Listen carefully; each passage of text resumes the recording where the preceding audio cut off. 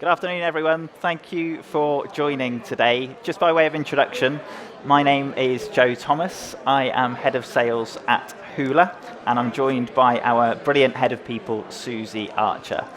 So today's seminar is going to be on what you can see in front of you there, solving the employee experience crisis.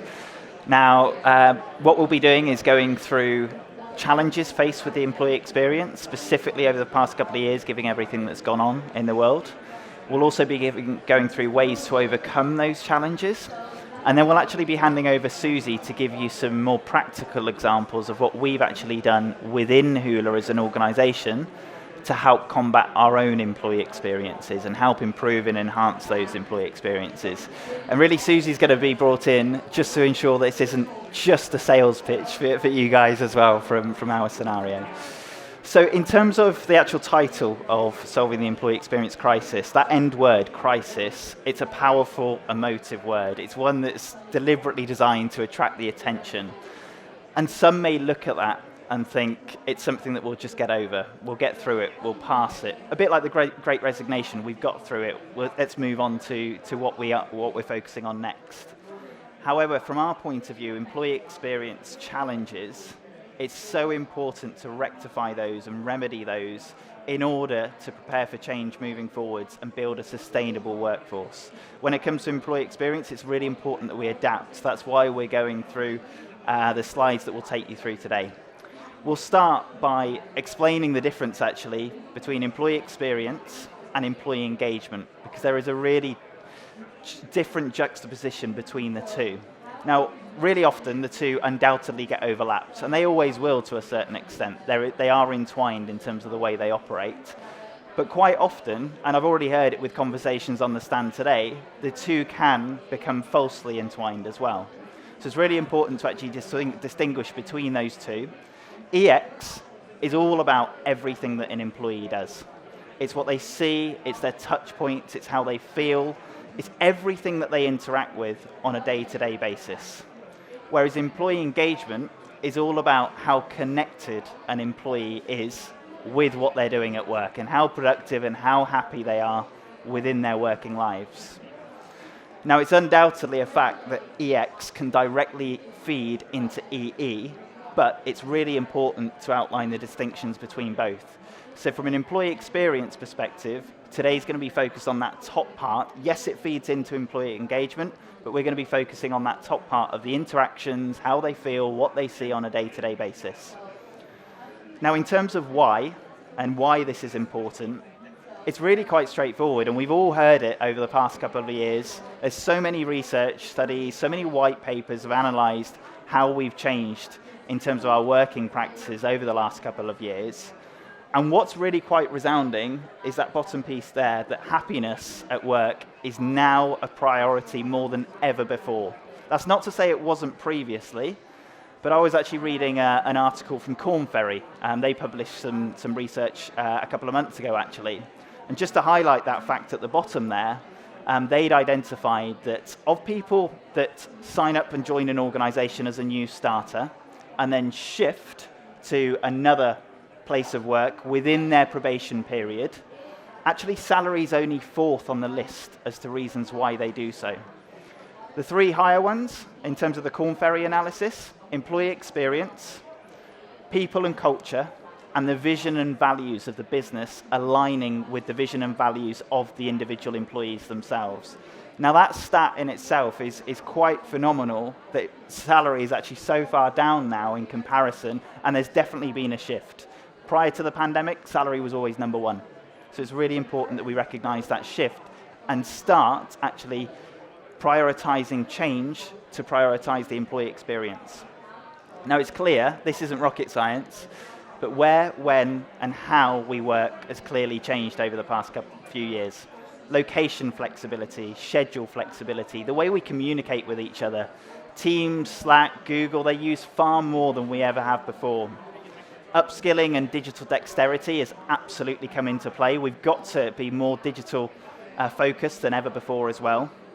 And the work-life balance and right to disconnect, we're seeing more and more as a reason to potentially leave an organisation as well.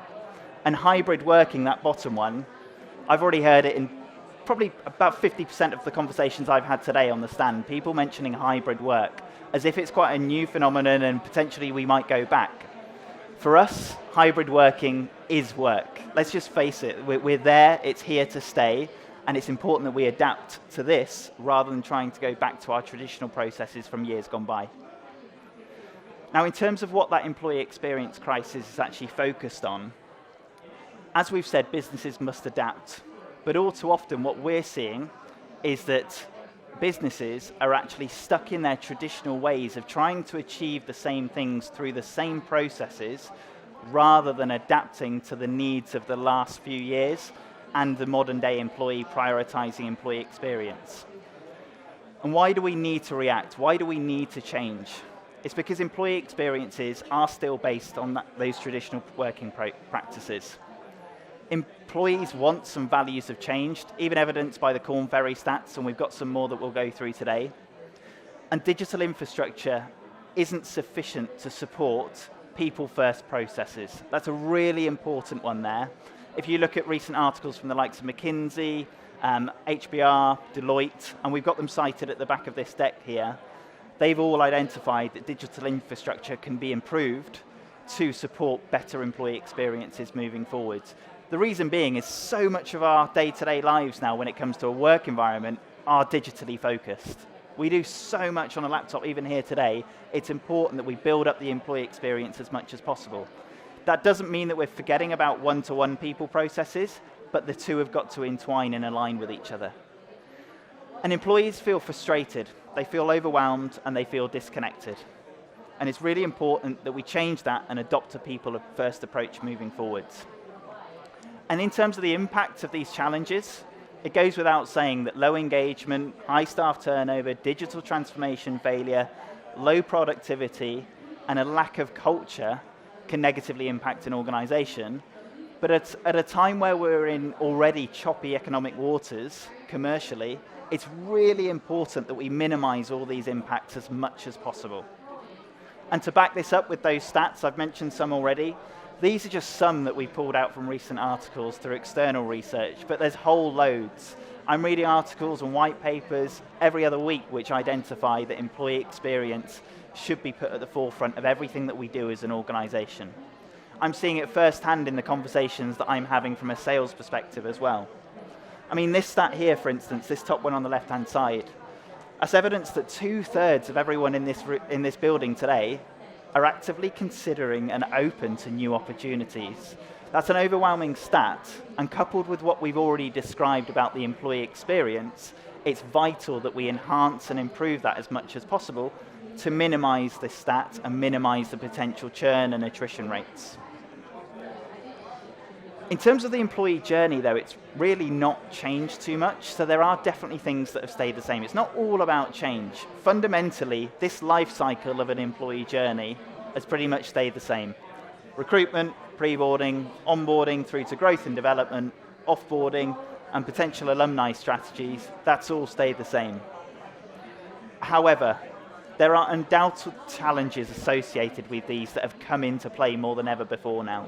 And these are just some examples that we've put together. So with recruitment and talent acquisition, a few years ago, it would have been pretty much unheard of to be able to apply for a role, go through the full journey, have started at that role, and go through 3, 4, 5, 6 months without ever seeing someone.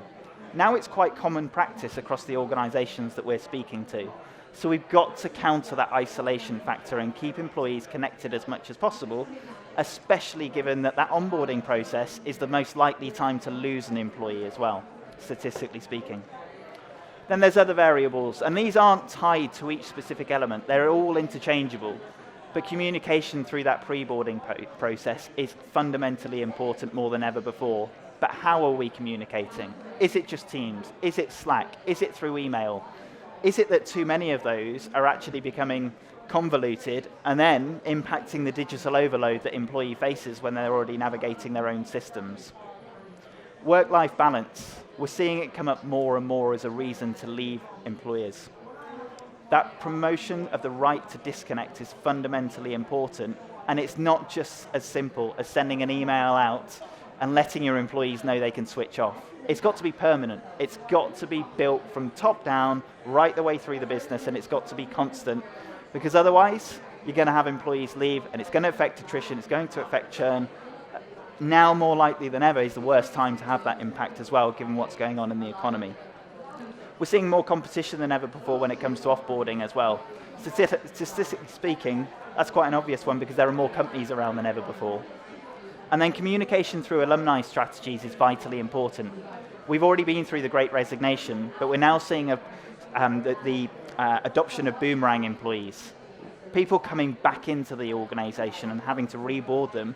And if we can get that right, then it will help save overall costs as well in terms of that recruitment, pre-boarding, onboarding piece. It's going to be so much richer and financially prudent to actually help with that alumni experience as much as possible. We know that alumni are more likely to stay with employees as well. So once they return, they've got more of a likelihood to actually stay where they are. So it's really important that we address that as much as possible. Now, in terms of the remedy to all this, put simply, there is no short-term remedy and no simple answer to everything that I've described already. But there are three key aspects. One is promoting a consistent digital experience. One is adopting a people-first lens, and a true people-first lens that puts the people at the heart of everything that they do. And number three is recognizing that there isn't a one-size-fits-all approach.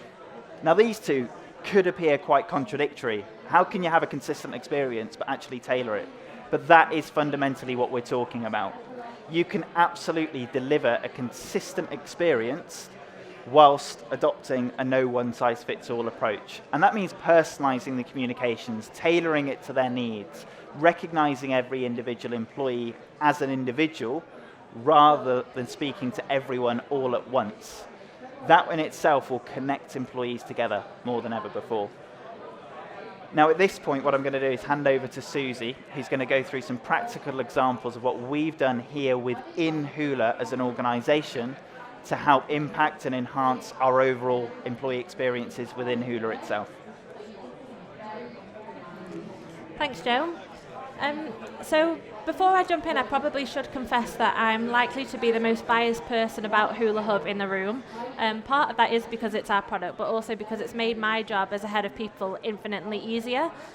So we're going to cover everything from talent acquisition through to exit and alumni. So in a recent survey, talent acquisition, talent retention and employee engagement were cited as the three biggest challenges that HR professionals were going to face this year, and that's been no different to what we've experienced at Huler. In terms of, you go back 2 years, we were just competing against local software development companies, and now we're going across a much wider market across the UK in a very much candidate-driven market.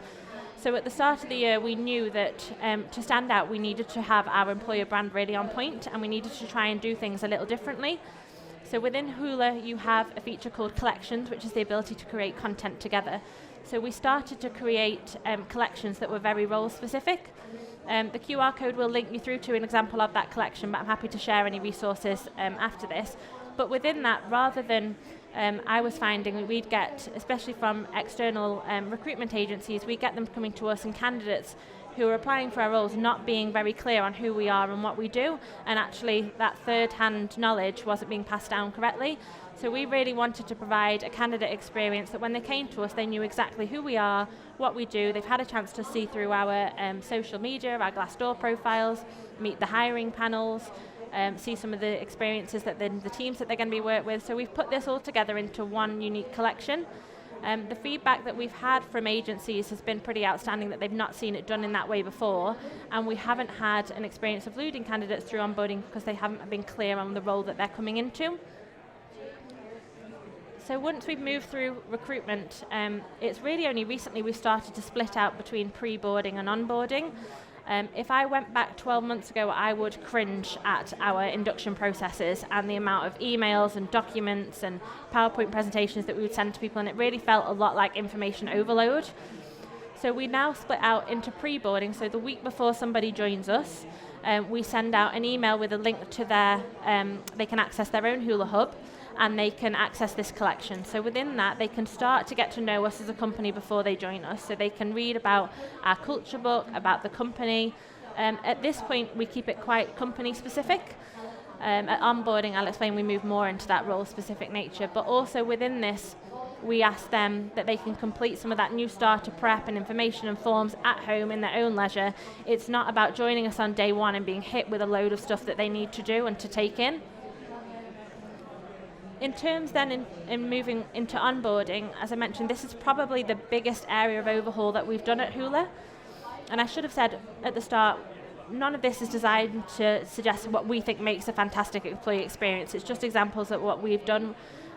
We've had some really great feedback off the back of it. Our onboarders all rate our onboarding process 5 out of 5. We've had 100% recommend a friend and company approval on our leavers process, 5-star Glassdoor ratings, and most recently we've just announced that we've got a 2-star Best Companies accreditation and made the top 100 small companies to work for list.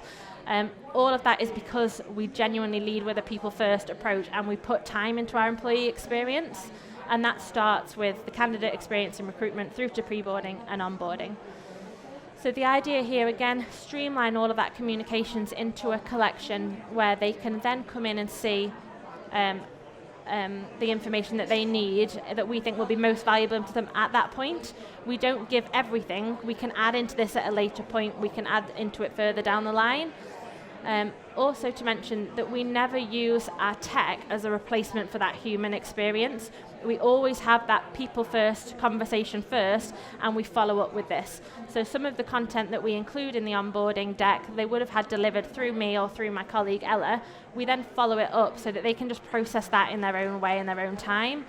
It also gives them really quick, easy access to things like perks and benefits, where we find sort of our policies, our procedures, sort of all of the what we call the people-y stuff, how you book your holiday, how you book your sickness. It's not stuff you need to know on day one, you just need to know where to go to find that information. So there's no question, like Joe mentioned, the past 2 years has been real shift into people really wanting to connect with purpose and find happiness in their roles, and how that extends into home life. There is no longer this strict work-life balance, there is this mashup. So at Huler we're really trying to recognise that and use the tech in the best possible way. So when tech is used well, the ability to work flexibly and to be able to do that in your own time, at a time that works for you, something like Huler can enable that by allowing you to be more productive in the time that you have by accessing information really quickly and easily to allow you to better switch off at home. Continually promoting that right to disconnect and making it easy for employees to find that information that they need. So we've used in particular the collections feature within Huler Hub to really champion that work-life balance, to promote well-being, to really allow employees to bring their own space to life. We quite often share examples of how people are personalising their own Huler Hub. So I've seen some great examples across our business, whether that's their favourite sports team, pictures of their pets. If you went into my Huler Hub, you would see it's all personalised to pictures of my daughter Georgie. Although I've just welcomed my new baby TJ, so at some point I need to do an overhaul of that so I don't have that first, second child thing going on. But it's about using that space in a way that best works for you.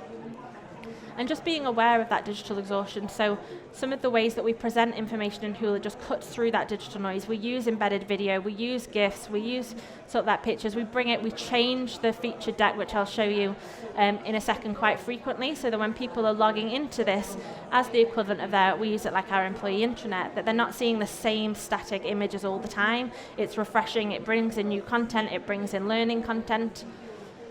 And all of that contributes to digital well-being. So how does somebody feel inside of work, but also how do they take that home? What is that experience for them?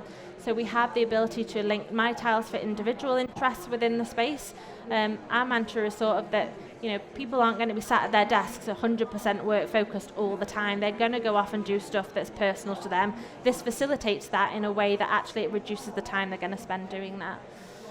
In terms of that personal well-being, those L&D collections, so we bring learning content to life, and we can do that through whether it's our mandatory training modules, whether that's very content specific, We also have a platform within Huler Hub called Kudos, which is our recognition site.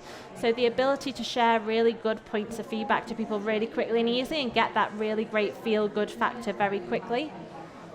All of the content within Huler is audience managed, so rather than giving everything to everyone, you can split that down, whether that's via sort of what role they have in the business, if you wanted to do that via gender, if they're a manager or not, you can really start to tailor and personalize that so that everything doesn't become overwhelming.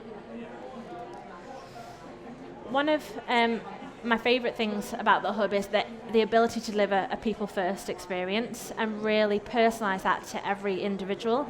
I'm not saying that if you have 1,000 people in your organisation, you can do something differently to everyone every time, but you can recognise those important moments in their lives. So what we've got here is some examples of what we've done with our Hub.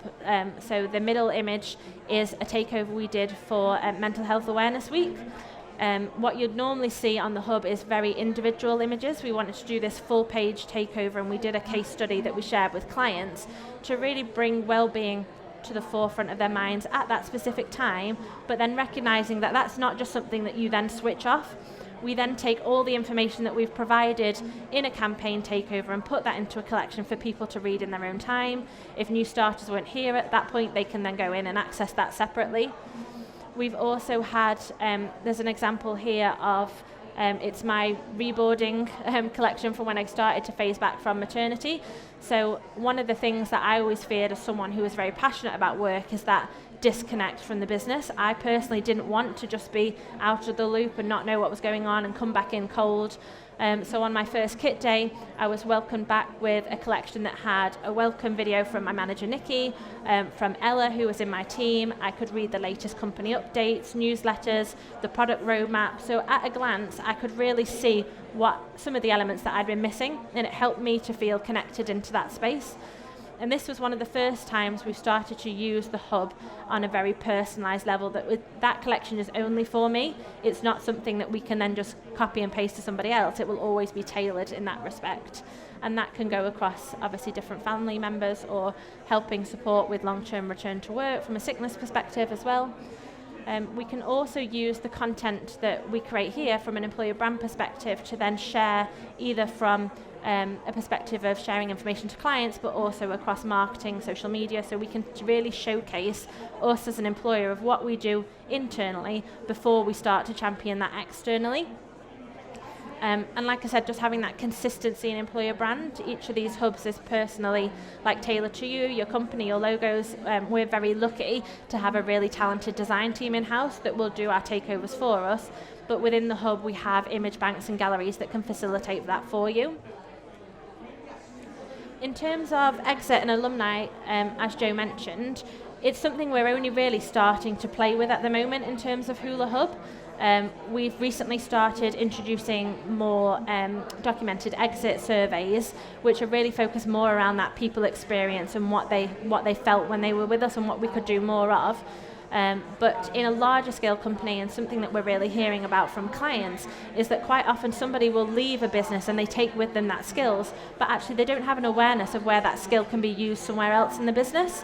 And it might be something that it's not right for them right now, but at a later date you would want to revisit that company. Actually, you've had a really fantastic experience, but you just want something new and something different.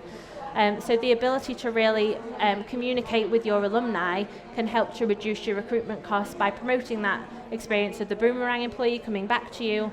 And also, if you've had a really fantastic exit experience, if you see a vacancy pop up, if you're connected with what's going on in the company, you're much more likely that if you know somebody who's looking for a role or to recommend that you will do that for them. So you can really make that content meaningful and relevant to each of those individual roles. So we'll always say to our people, we do not get things right all the time. We're never done learning. We're always going to try and do something differently, but we're really trying now to prioritise that people experience from right the way through even the first time where you're reading that role description, you're seeing a role, all the way through to the moment that you leave us. All of the elements in here we have the ability to share with you. So if there's anything that you're really interested in terms of how we do onboarding or pre-boarding, some of the collections we've put together in terms of well-being, DEI, happy to share that with you. Just Joe and I were laughing, we'd put on all the stands, we're number 18 in case we didn't know where we were, but we're just there. So if anyone does have any questions or wants to see any of the resources that we're doing, then more than happy to share that with you. I'll pass back to Joe. Thank you. Thank you, Susie. And yeah, just to ratify our own internal approach there, I think Susie mentioned it as well, but just to back that up, I'm currently recruiting for multiple sales roles internally. We've teamed up with an agency to do so, which is quite common practice for us, and they actually reported back that the collection that we share with our candidates is the best piece of content across the board of book of their clients, their portfolio. Bearing in mind that they've got over 500 clients, they said that our collection was the very best that they'd seen in terms of consolidating everything into one place for potential candidates to buy into the employer value proposition as well. So that was really pleasing to hear, in testament to the hard work of Susie and Ella within our people function as well. Now, in terms of key takeaways from what we've described so far, and specifically the points that Susie touched on there, one thing that springs to mind is just keeping things simple from an employee perspective. We talked about that digital overload. We talk about that communication factor in terms of having so much information to come in now, more information than ever before from so many different sources. It's really important that we keep things much, much easier. Hence why our platform is designed to bring everything together in one place. So whether it's LMS, whether it's onboarding, whether it's accessing CRMs, whether it's accessing asset management, it's all accessed from one place to make things as easy as possible for the individual users. And then the one below, work is work. We've talked about that hybrid working point of it just being work. It's time to face up to the facts of, yes, it's work, and we want to embrace this new way of work and recognize that it's going to continue for the long run. Work has always evolved. It's always evolved through hundreds of years. It's just that the fact that over the last few years, it's probably expedited to the point where it's got to nowadays, but it will still continue to evolve. So there's no going back. Now, in terms of attracting and retaining that best talent, now is important more than ever because of what's going on in the world. It's vitally important that we're commercially savvy, that we're savvy about retaining employees and attracting new employees as well, and doing that in the best manner possible. But that best manner possible is the simplest manner possible as well. We don't want to overcomplicate. In terms of takeaways from here, if you need any further information, then please do. It's a long walk over to our stand over at Huler. Stand 18 if you need anything. Nikki, our CEO, is available now to speak to, and we've got some really good material to be able to hand out. There's a QR code here to access anything that you'd like to, and we've also got the ability to share our own individual assets within Huler as well. So things like the collections that Nikki discussed, more than happy to show you on stand. Thank you so much for your time, and just let us know if you've got any questions at all. Happy to field them. Thank you.